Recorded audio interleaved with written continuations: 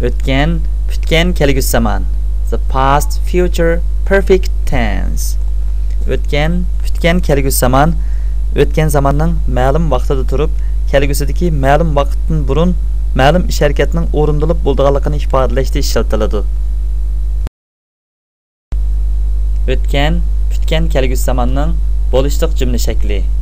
Ega, yordamchi fe'l would, yordamchi fe'l have, harakat fe'lining o'tgan zaman tarmoq shakli va oxirida to'ldirg'ich keladi.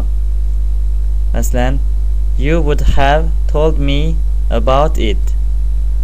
Siz menga u to'g'riliq aytib qo'ymoqchi bo'lgan edingiz-ku. He would have come tomorrow. U erta yetib kelmoqchi bo'lgan edi-ku. U o'tgan, putgan kelgusi zamanning oddiy so'roq shaklini yasashda yordamchi fe'l would jumlaning beshida keladi.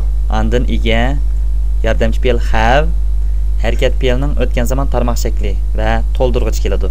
Masalan, would you have told me about it? Siz menga uni aytib qo'ymoqchi bo'lganmidingiz? Would he have come tomorrow? U erta kelmoqchi bo'lganmidi? O'tgan, putgan kelgusi zamanning bo'lishsiz jumla shaklini yasashda yordamchi fe'l would ning keyiniga not qo'shib etiladi.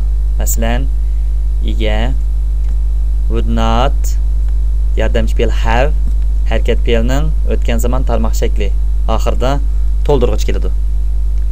You would not have told me about it. Siz menga uni aytib qo'ymoqchi bo'lmagan. He would not have come tomorrow. U erta bu yerga kelmoqchi emas edi.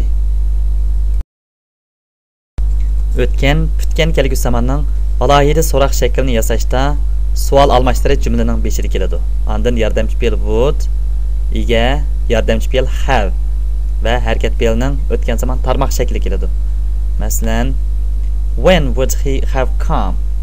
U qachon kelmoqchi bo'lgan